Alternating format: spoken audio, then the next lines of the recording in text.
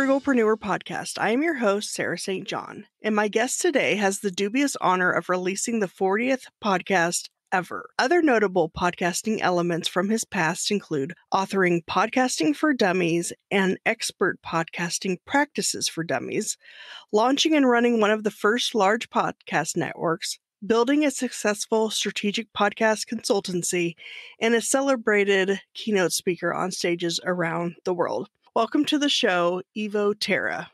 Hey, that sounds like me. You have a very distinctive voice. You have like one of the best voices I've ever heard in radio or podcasting. Well, thank you very much. I would say thank my mom for that. Obviously, genetics have a part of that, but I did from a young age. People were telling me, you're pretty good at radio, boy. So first thing was lose the Oklahoman accent. And second one is learn to speak pretty well. And so that's what I've been doing for years. So, yeah. Now, I'm curious, what was this 40th podcast episode about and what's so dubious about it? Oh, my goodness. Well, I think dubious and me share pretty similar definitions, but I can tell you that the podcast we were doing at the time that has the honor, if you will, of being the 40th podcast ever, was a talk radio show, internet-based talk radio show that in October of 2004, we turned into a podcast by a very simple little hack on my side. And we got it listed on Podcast Alley, and they said we were the 40th show to be listed. And this was well before that there was Apple was doing anything with podcasting. And that was a science fiction interview show. We talked with authors primarily about their books and about the process of publishing and all geeky things related to books and sci-fi. Oh, wow. So Apple Podcasts, or well, iTunes at the time, wasn't the first then. Yeah. Apple or iTunes didn't support podcasting until the summer of 2005. And I can remember that because in the spring of 2005, I turned in my half of the first draft of Podcasting for Dummies. Not the first draft, the actual finished up, done deal, finalized, done. All of my episodes or all of my chapters for Podcasting for Dummies were turned in that spring. And then I promptly went on vacation with my family for the summer. And the day we arrived in Vancouver, British Columbia, I saw the note that Apple Podcasts, or at the time, iTunes would be supporting podcasting. I knew that we didn't write a single word about that in the book. So my wife had a lovely vacation. Me, I rewrote a book because of what Apple did. Well, shame on them. Yeah, no kidding. But I knew if I didn't do that, it would have been an immediate flop. It would have been out of the gate because it wasn't publishing for another couple of months. And it's like, if you don't talk about iTunes, and podcasting, because that made it significantly easier, you just bad out of the gate. So it had to be done. So so I did it. So how'd you get that deal to write that book? I guess because you were one of the OG podcasters. That had a lot to do with it. I mentioned that first show that I was doing was a science fiction talk show where we're interviewing authors. One of the authors was he wrote science fiction, actually he wrote fantasy, but he also wrote a lot of technical manuals. So one day his agent called him and said, I'm looking for an author for this book. And he called me and said, my agent says that they're looking for someone to write a book about podcasting. And I said, why are they talking to you?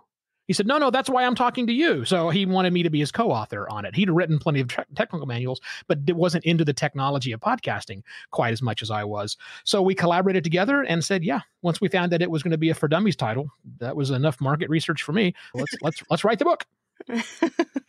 And can you tell me how you got interested in podcasting and how many shows have you had over the course of your podcasting career? I have been either the host or the co-host of 19 different shows. Well, actually, make that 20 because just a brand new one just came up, of which 5 are still in production, which is a big number, right? Mm-hmm. Yeah. So how did I get into it was your first question. Well, as I mentioned, we were doing this internet radio show, and we were on a handful of terrestrial stations as well, and we were on XM satellite radio. We were literally burning CDs and putting them in the mail One of them went to XM radio, who would then read the CD and shoot it up to a satellite in space. Crazy that that's how we had to do it back in the day, but that's how we did it. But we had a lot of people who were listening, who became fans of ours, who wanted to listen just on the website. And again, I'm taking you back in. This was 2004. So at the time, we just embedded a real audio player on the website and loaded up an MP3 version of the file. So you click the real player and it would play. It's like, okay, great. And we've been doing that for probably a year prior to podcasting being a thing.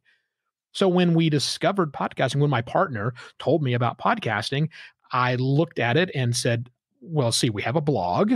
We have an MP3 file already posting. It's this little tiny line of text. I'll just break into the CMS we were using. This was pre-WordPress. And I will figure out a way to fake this enclosure tag. And I did it and it worked. Boom, podcasting. Wow. So what was before WordPress? We were using a tool called Movable Type. Huh. Worked almost exactly the same.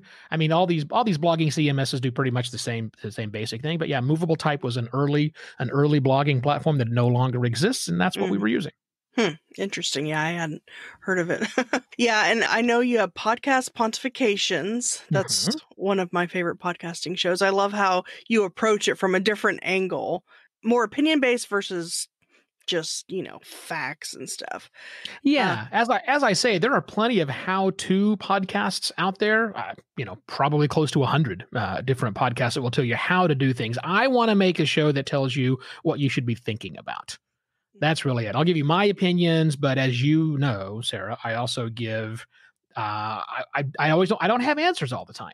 In today's show, total back and forth. I'm not sure where I stand on that. And that's okay, because the idea is to make you think, not tell you how to do something, and not tell you exactly what you should be thinking, but what you should be thinking about as a working podcaster. Yeah. And can you give your opinion on podcasting, the future of it, and maybe some trends? Because it seems like I thought with this whole Corona thing going on that podcast listenership would go up. But it seems like it's gone down from what I've read or heard. I guess, I mean, maybe it depends on what kind of podcast it is. But, when people are going to work, they listen to it on their way to work. So maybe that's part of it. Sure. Well, that's a big part of it. I mean, the fact that one thing we know for sure, because it depends on, as you said, it depends on what your show is about. It also depends on how you're measuring things up or down. So, and it's a mixed bag. Some reports will show that podcast listenership is up, sometimes it's down. One thing that is without a doubt is that the time when we consume podcasts, when we actually initiate the download, has shifted, because a good portion of us is no longer, and has not for the last month, been in our cars Monday through Friday during the morning rush hour or the drive home. We don't have that time to listen anymore. So when we download content has changed significantly, especially those of us who use streaming platforms to bring the content down. There are no longer, change the way I say that, the big bumps we saw around the 2 rush hour times have changed, just because we're just consuming things differently, because we're in different spots. We're not going to the gym either. And so as we're no longer standing on that treadmill, taking away the boredom by listening to something for an hour, you don't have the treadmill anymore. You got to go for walks in your neighborhood. You got to do the at-home workout. And then, so a lot has changed, and a lot is currently changing. There's a huge amount of churn happening right now. But I am very happy to say that if we look at the indications from the creator side, more podcasts have been created in the last month. I think it's like a 50 to 70% increase over the prior period. So that's awesome, right? I mean, that means that people are taking the risk. Creators are saying, hey, I've got a message, I've got free time. Or maybe I don't have free time, but I'm going to find some time because I have some important things I want to say. People are not slowing down. In fact, they are increasing. We're getting more voices out into the world, which I think is a great thing. Yeah, I've noticed that as well. That I didn't realize it was 50 to 70%, but huge number. Yeah, yeah. That's a huge number. So what other podcasts do you have then, other than the podcast Pontifications? So my wife and I do an mostly pod-fated, but not completely, a show called Shivo versus the First World. And it started life as a podcast to keep our friends and family apprised of our insane decision that we made at the end of 2014 to sell literally everything that we owned and go travel the world for a year, which we did. And at the end of the year, we decided that we didn't want to move back to America. So we moved to Bangkok, Thailand, and lived as expats for a couple of years. So that's how the show originally began and has evolved through all of those different stages. And when we decided to move back to America in the spring of 2018, we changed the format once again and changed the name of the show once again. I did all the things you're not supposed to do, but at least I did them on purpose. The show is called Shivo versus the First World, and it occasionally discusses what it's like to live through the reverse culture shock we have of coming back to the first world after being in the third world for such a long time. So there's that. That's a lot of fun. When I put it out, I think it's been 2 months and put an episode out. Okay. And I also am paid to do this by a few people. There are some hospitals around the country which pay me to be the host of the show. And so there's a couple of hospitals on the West Coast and one on the East Coast that has me acting as the host for little 10-minute long interviews with doctors and healthcare providers. Oh, wow. That's interesting. Yeah. That's pretty cool. Mm-hmm. Yeah, and you also have Simpler Media Productions, which helps people with their podcasts. Like you offer editing and whatnot. Is that correct? Well, yes, I have a company called Simpler Media Productions, but our charge is we work with businesses. And we work with professional service providers who want to have a podcast, but don't want to learn all of the things required to become a true podcaster. So I don't work with hobbyists or people who just want, hey, I've got an idea. Can I do it? I'm happy to have a conversation with those folks about them.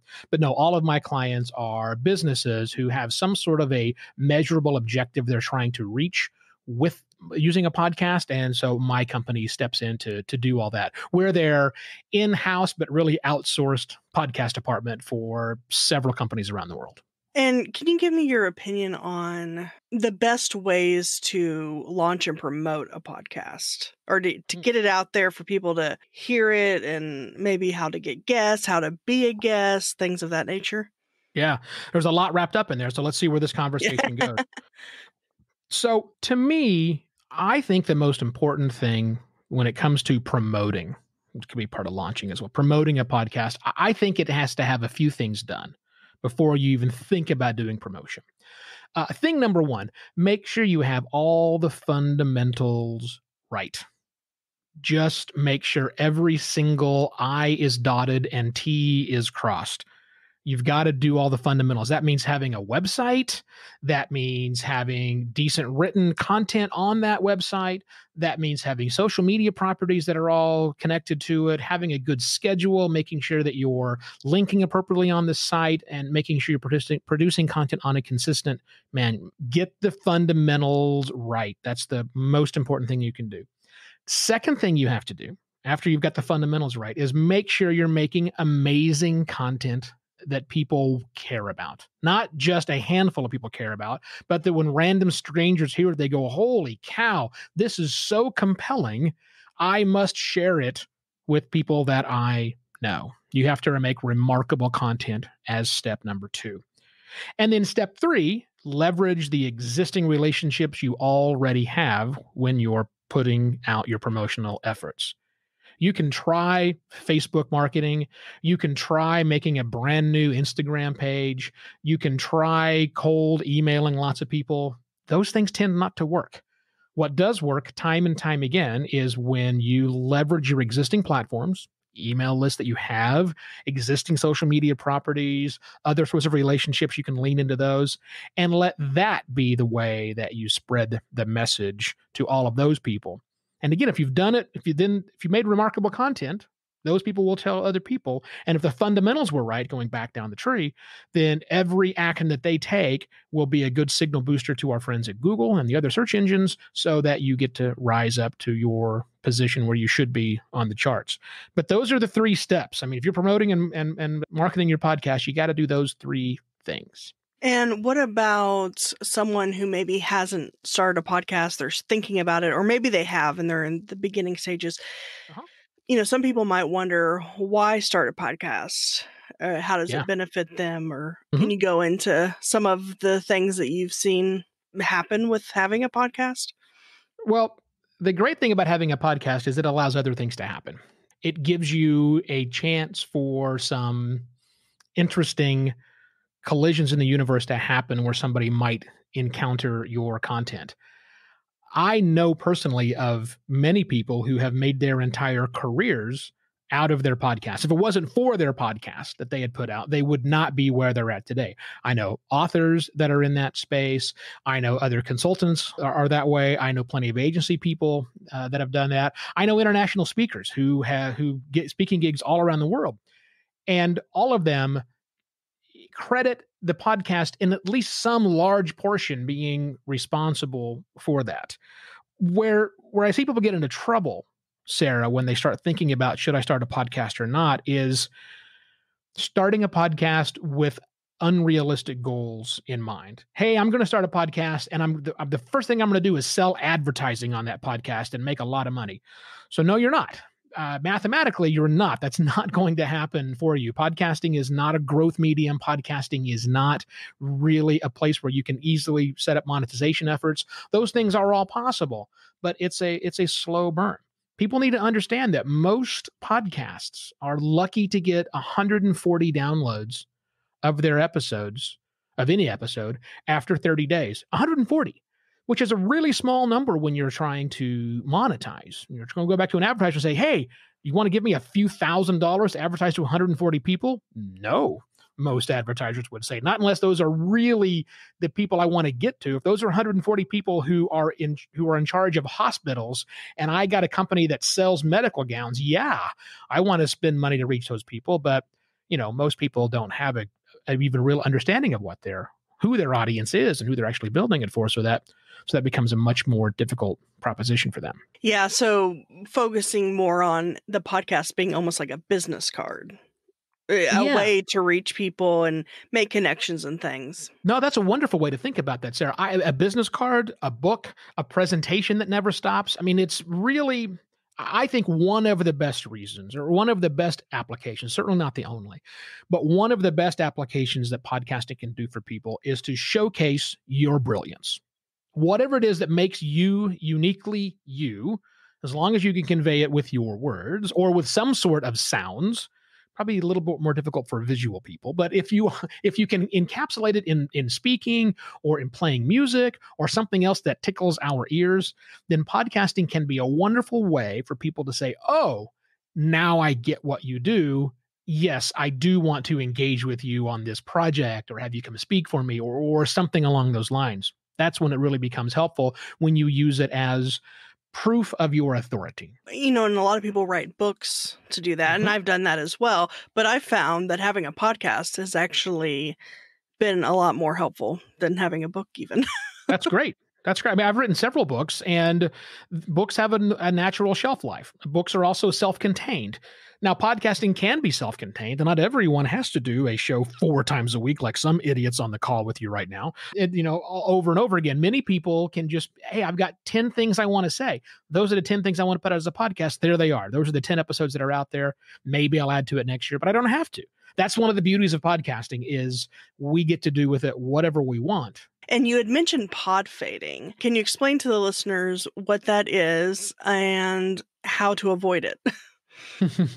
Either avoid or embrace. So the word pod fading will vary in definition depending on who you're talking to. But to me, a pod fade in the negative connotation is when you, the show host, neglect a show to where it just sort of fades out of collective memory, and you don't actually put it down. Kind of like we have done with Shivo versus the First World, but we've not completely abandoned it. I have 2 episodes sitting in the can. That's what a pod fade is. The way you avoid it, in my advice, is, well, first off, you shouldn't do it. If you think you've got a show out there that is pod fading, then you need to make a decision. Either commit to getting back into it or commit to killing it. Just record a quick minute or two episode that says, hey, I've been doing this show for a while. I no longer am doing this show. I just wanted you to know. I may come back and add some content to it eventually, but for now, I'm off to other things. Here are those things. Okay, thanks, bye.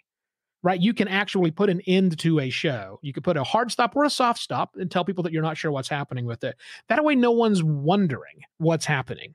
Because I think that's the worst part of a pod fade is you wonder, will the show ever come back? You know, is something else happened to it? Did it go somewhere? Did I miss something? I want to avoid that confusion. So one ending episode that eliminates that confusion for your episode for your listeners means you've no longer pod faded. Now you've addressed the situation. Yeah, that's a good point. To at least, even if you're stopping it, to at least let them know that. Right. Yeah. Just let them know. And you don't have to make a hard decision. Like I said, you can just say, hey, I don't know when I'm going to get back to this. You cool with hanging out? If so, great. If not, no worries. That's it. Just update people on what's happening. And I've seen that some people they won't stop. Well, they'll change gears.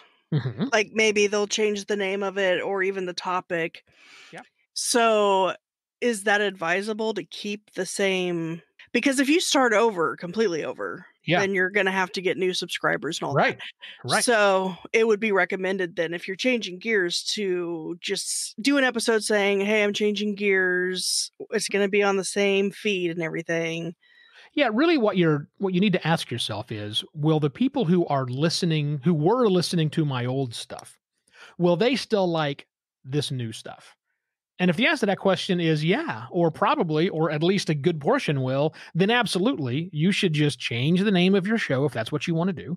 Change the description, change all the elements of it. And as you just said, Sarah, release another episode. Say, hey, for season 2, or 3 or 4, whatever number you're on, we're totally changing gears. Here's what it's going to be. Hope you enjoy it. Bye. And that's your bonus episode for the next season of your show. That way you don't lose any subscribers. Everybody who was subscribed to your old thing gets that new notification, and then it's up to them.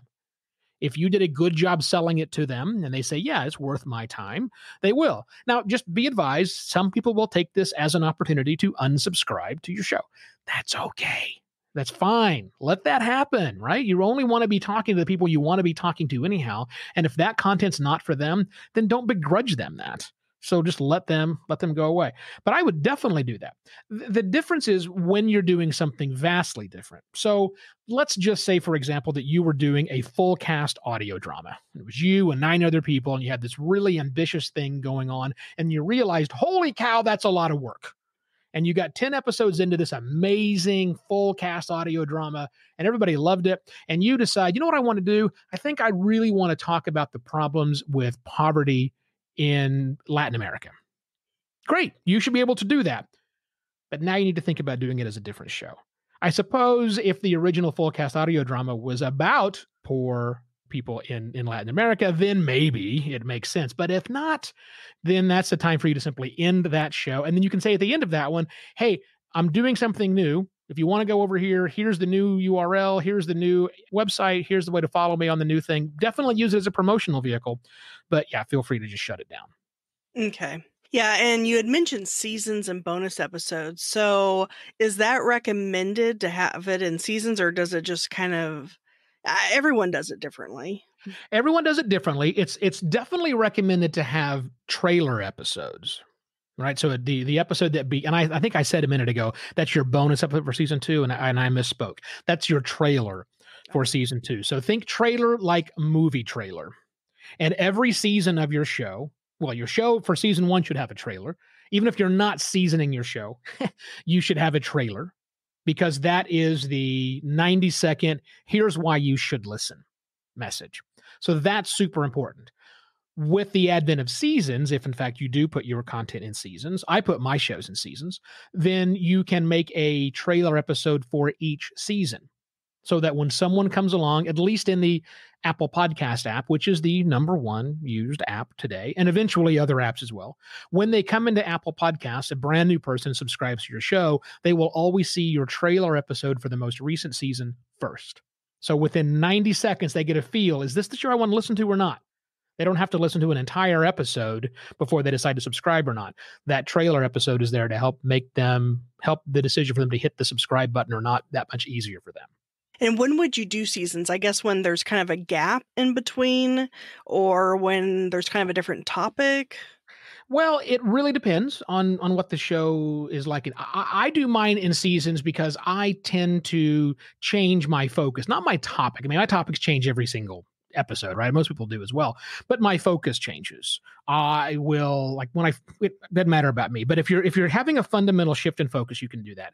It's also just a real good time to see. Seasons make a lot of sense when you are putting a gap in. Like if you're going to take off for a couple of months, think about ending a season. Think about just saying, hey, this is the end of the season. We're going to work on content for season 3 or whatever season number you happen to be in coming up next, right? We're wired to that because of our relationship with the television. You know, and even not just broadcast television, shows that are on Netflix that drop all 10, 13 episodes at a time, release them in seasons. We're used to that as a society. Things that are seasoned prepare ourselves, our minds for a break eventually when the season goes on. It also helps us to have a season arc, all those other great things about having a season that's in there. So not every podcast needs it. Not every podcast should do it. I am a big fan of doing the seasoning just because it allows for some natural breaks. Look, if you've got 700 episodes of a show, were they all exactly the same? And maybe they are. Maybe that's perfectly fine. But sometimes if you really have made a significant change in the middle of it, just by breaking them up into different seasons with different trailers on each one of those helps people understand what this block of episodes is going to be about. I'm a big fan. Do you have to do it? No, definitely not. And speaking of number of episodes, I've heard mixed things about when someone launches a podcast for the very first time, how many they should launch with. I've heard 3, 7, 10, 30, whatever. Do you have an opinion on that? Yeah. 1. Oh, okay. And that one is the trailer episode. Okay. That's the word launch in that when you, Sarah, start crowing to the world, hey, I got a brand new podcast. It's available on all the platforms. Go check it out now. Click here. They should hear the trailer episode. Mm-hmm. Now, you should have at the ready more episodes than that. No, you're a seasoned podcaster. You get that. Anybody brand new who's podcasting, I should let them know. Look, there is a natural drop off that happens after 3, 5, or 7 episodes. Usually after you reach 7, you're pretty good, but we see a lot of attrition at episode 3, episode 5, and then episode 7 once again. So I definitely recommend having the bulk of the work done for at least 3 episodes by the time you're ready to go, just to make sure that you want to do this, because you don't want to anchor it up. You don't want to say, hey, I got this new cool. It's so easy to make a podcast. These are all 3 I think I'm going to do. And you tell the world about it and you launch your podcast and then you never record episode 1. Because, yeah, it's easy to grab your phone and talk into it. But if you really want to make it sound better, it's a whole lot more work than that. So make sure you're ready to do the work. But when you do the unveiling of the show, 1 episode. Trailer episodes, all I would worry about. And then I would quickly put out, episodes 1, 2, and 3 at whatever your regular episode release cadence is. We're okay with that. Okay, wow, you're the first person I've heard say that, so that's pretty cool. When I launched with 7. Like, I had them all done, completed, and boom, I just put out 7 at one time. And maybe people say to do that so that with the goal or intention of getting into new and noteworthy. Maybe that's really the only reason to do that. And that's a complete myth. I mean, they're okay. The new and the myths that surround new and noteworthy are legion. Basically, if you think you know anything about new and noteworthy, you don't, because it's a hand curated list. There's no algorithm that's required inside of it. People at Apple see things and they go, "That's interesting. We think it's worth being listed over there." There's no time limitation. If you've heard you've got 6 weeks to make it or 8 weeks to make it, and you've got a certain, all of those are incorrect. Those are myths that will not die. And here's the second thing about it. Getting into new and noteworthy, mostly worthless. Mostly worthless. We have seen time and time again where, yes, shows that get on new and noteworthy have a nice big spike. They get all these people who are listening to them, but they don't stay. They're not subscribing. They're listening. They're not subscribing. So they listen to that one thing and they go on to the next thing because they just want to see what's next, what's new. It tends to not build big, stay there subscribers. Not that you should avoid new and noteworthy. Don't get me wrong. If you get in there, don't wish for someone to get you out. It's just not the panacea you think it is. You had mentioned downloads, listens, or subscribes, downloads. Mm-hmm. Within my host platform, I see a number, but it's not clear on if that's downloads or listens, or how do you tell, or does it just depend on your host? All three of those things are different. Downloads are one thing, listens are another thing, and subscribes are something else. And the only thing the podcast media hosting companies, this is the Libsyn, the Blueberries, the Captivate, the Podbeans, the only thing they can tell you with any degree of clarity is download. And if your hosting company is IAB 2.0 certified, not compliant, but actually certified, then you can trust those numbers a bit more than you can others that are not yet, or maybe they're not even going to get certified, because that's relatively, I'll just put an asterisk there, that it's close enough to standardized. That's the number of times, or that you can count downloads. But a download just simply means that a device downloaded the file. It doesn't mean it was listened to. It certainly doesn't mean somebody was subscribed to get to it. I can download from your webpage. I can download from a tweet that somebody sent that said, hey, check this thing out. There are a lot of ways I can get a download, but it's just a download. It certainly doesn't track a listen. A listen is device specific, and device and app specific. So while Apple Podcasts and Spotify will give the podcaster who's registered there, will give them good information on the number of times their content was listened to, it's only listens on that app, on that device. So Apple Podcasts won't tell you anything at all about the number of people that listen on Google Podcasts. Just not their data. It's not where they get it from. They're giving you information based off the consumption that happened inside of their app. And then the last one is subscribers, which is I would argue one of the most worthless numbers that's out there. The number of people that have your RSS feed in a device somewhere. It doesn't tell you a lot, because a lot of people, I have a bunch of shows I'm subscribed to that I don't listen to anymore. Most of the podcatching apps will stop auto downloading after a while. And so it's still a subscriber, but it's just not pushing any new additional content to them. And there's the fact that a lot of people, especially the new wave of podcasters, they're not subscribing. They're picking and choosing from their apps, from other tastemakers they hear from lists, but they're not willing to subscribe. They just are more piecemeal consumption. So 3 very different metrics. The only one your host can tell you anything at all with certainty about is the number of downloads, which means something, but certainly not everything. And which host do you use, if you don't mind my asking?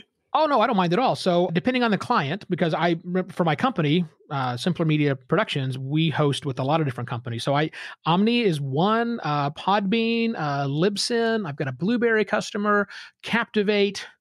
Who else do I have that I support? I think that might be it for now, but I've supported more than that in the past. So how do you decide who to use for what, or is it up to your customer? Well, it's varied. Sometimes the customer comes to me with a solution already and I support it. I try to be technology agnostic when it comes to it. Podcast media hosting companies, they all do 90x% of the same thing. They've got a job, and that job is to make two jobs really. That job is to make your media files for your podcast readily available through using some sort of a content distribution network. And the second thing is to generate your RSS feed so that people actually can subscribe and your podcast episodes can be syndicated out around the world. That's the basic rule. All of them have to do that. And that's 90x% of the value of a podcast hosting company. Where it gets different is in user interface. That's a big decision. That's a big factor for a lot of people. How comfortable am I working in here?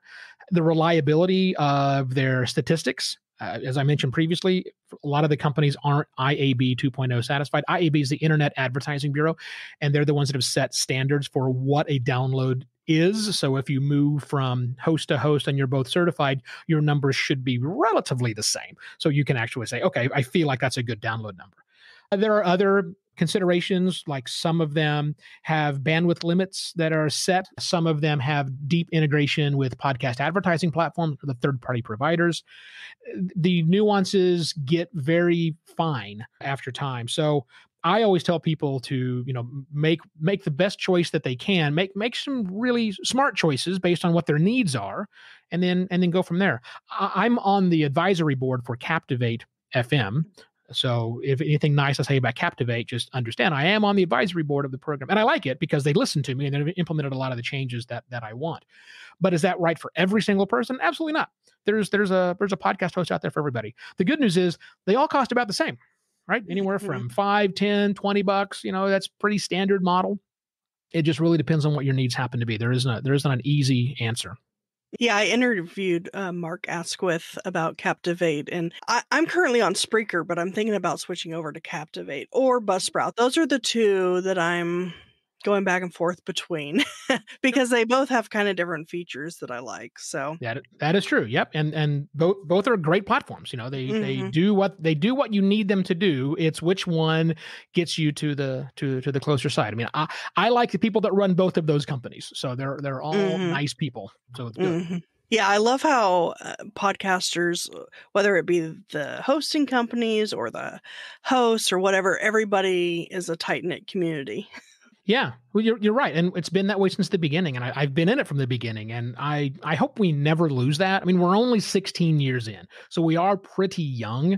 We just broke 1 million valid podcasts in Apple Podcasts these days, so the number's growing, and of course, as things grow, it's harder and harder to get communities to stay the way that they were, and of course, that never actually happens. But I hope that sense of camaraderie continues with podcasting. Maybe not everything podcast related, but certainly bubbles of that collaboration and community will continue to grow and propagate as we add more people to the medium. To switch gears a little bit, the other day, I don't know if it was you, I heard somebody give an opinion on Spotify on how it's trying to become the new Apple or supersede them. Sure. Was it? Sure. I can't remember if that was you or somebody else, but what is your opinion on that?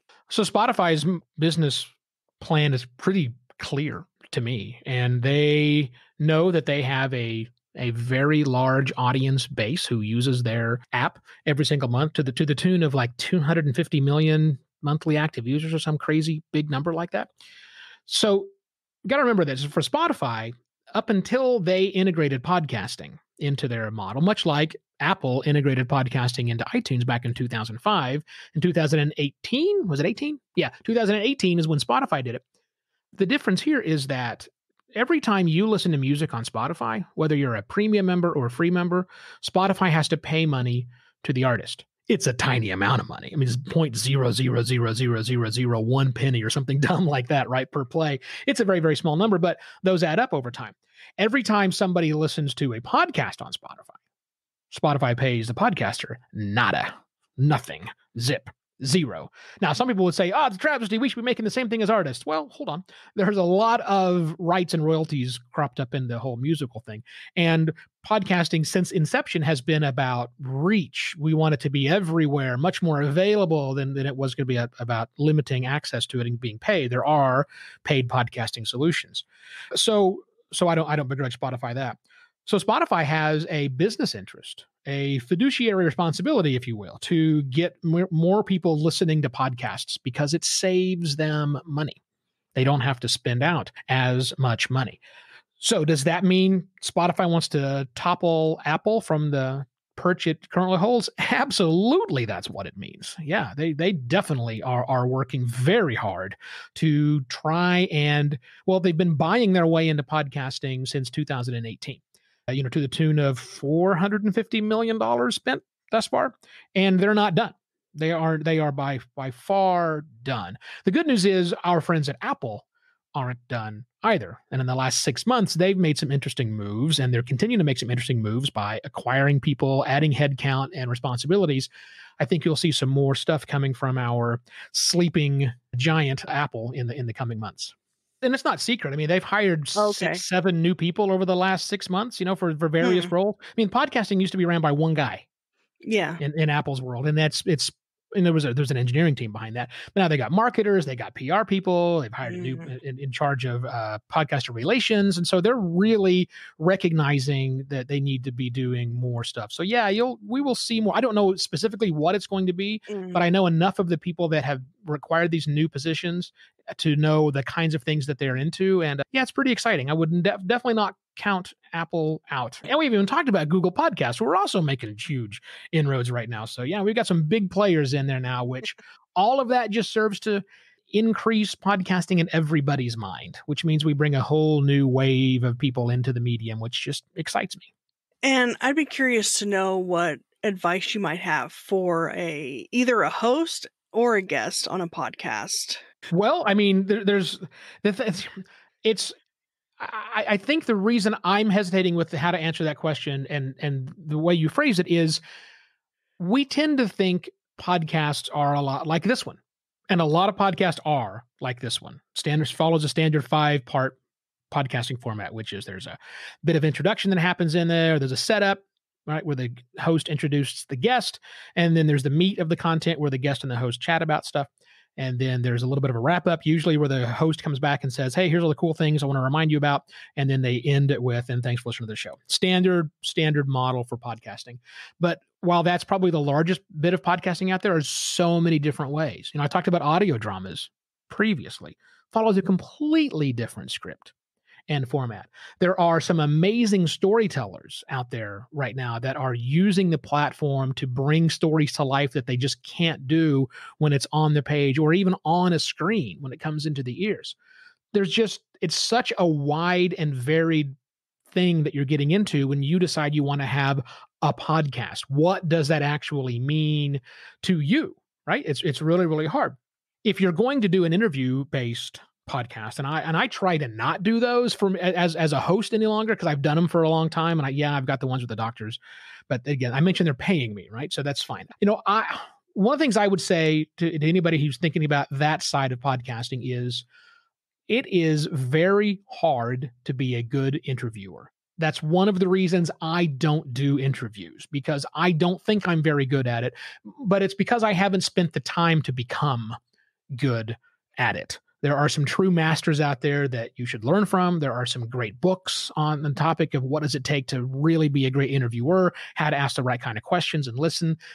Definitely do all of those things. If you're a guest or a potential guest and you think you might become the guest on a podcast anytime, my number one recommendation is buy a decent microphone. And I know that sounds like a crazy thing, but seriously, if you want to use podcasting as a way to get your message out there, and it's a great way to do it, potential guests, you don't want to be shouting at your laptop from across the room. You don't want to be talking into the wrong end of a Yeti. Grab yourself a microphone like the Samson Q2U, $60 on Amazon, and it's an USB that plugs in straight to your computer. You hold it up to your mouth like you would any other microphone, and it will make you sound fantastic compared to any of those other options that are out there. Yeah, just make sure that you sound great, because if you sound great on the show, you'll sound great on somebody else's show. I'm talking to you on a $450 microphone that's plugged into about another $500 worth of equipment before it actually gets to you. I'm not suggesting you do that. But the difference between this microphone and that $60 Q2U that I mentioned is pretty minimal when you're the guest of the show. It definitely shows when you're the host of a program, but it'll work like a champ for being a guest. Well, I think that's a good way to close. I appreciate your time today. And is there anything else in particular that you wanted to go over or discuss? Hey, thank you very much for having me on the program. If you are interested in jumping into the podcasting space or you have not yet got it, you should totally check out Podcast Pontifications. I do it 4 days a week. It's less than 10 minutes every single episode, and I always promise to give you something to think about at the end. So podcastpontifications.com. And evoterra.com as well, which is EVOTERRA.com. And then I'll also have show notes, which will be at thesarahstjohn.com/Evo. Sweet. Well, thank you for your time today. Thanks, Sarah.